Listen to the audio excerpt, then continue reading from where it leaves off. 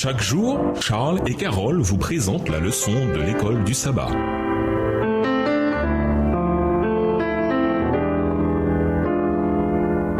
Bienvenue à votre émission Dieu nous parle. Voilà la leçon de mardi, Armageddon. Bien que beaucoup de gens, y compris bien des chrétiens, ne connaissent pas grand-chose du livre de l'Apocalypse, une image, un mot qui en est tiré a envahi la culture populaire. Armageddon, voir Apocalypse 16, verset 16. Même dans les cultures sécularisées, le terme est devenu synonyme de bataille finale, au cours de laquelle le destin de la Terre est en jeu. Hollywood a produit un film appelé Armageddon, au sujet d'un astéroïde sur le point de détruire la Terre. Dans une certaine mesure, l'idée de la fin du monde est aussi dans l'esprit des gens sécularisés. De nombreux chrétiens qui connaissent le livre de l'Apocalypse et qui y croient voient la bataille d'Armageddon comme un conflit militaire littéral au Proche-Orient un peu avant la fin du monde. Une version dit qu'une armée de 200 millions d'hommes venus d'Asie arrivera dans le nord d'Israël.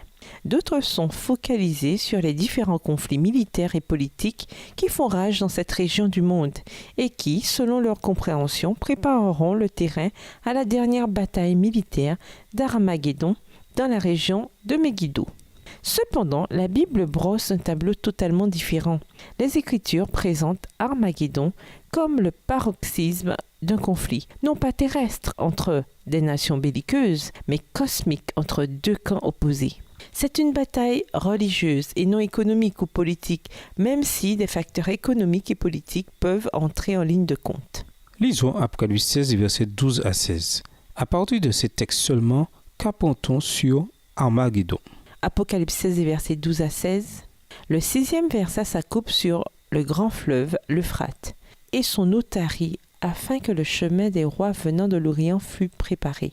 Et je vis sortir de la bouche du dragon et de la bouche de la bête et de la bouche du faux prophète 3 esprits impurs, semblables à des grenouilles, car ce sont des esprits de démons qui font des prodiges et qui vont vers les rois de toute la terre, afin de les rassembler pour le combat du grand jour du Dieu Tout-Puissant. Voici, je viens comme voleur.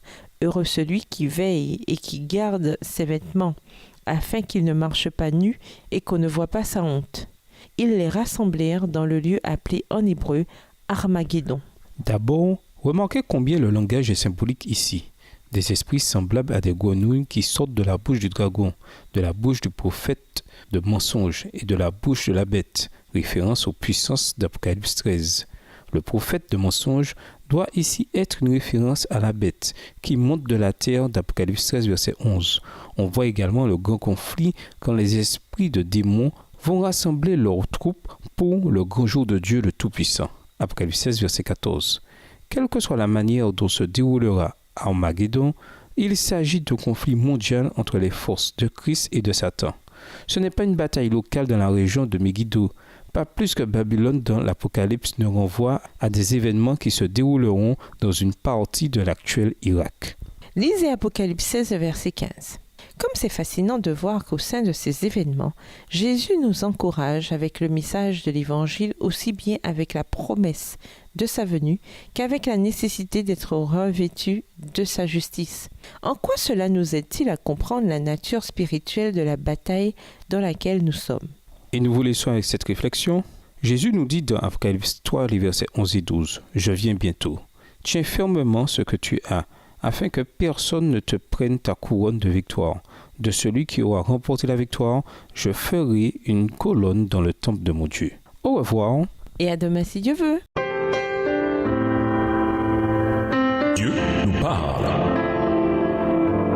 Chaque jour, Charles et Carole vous présentent la leçon de l'école du sabbat.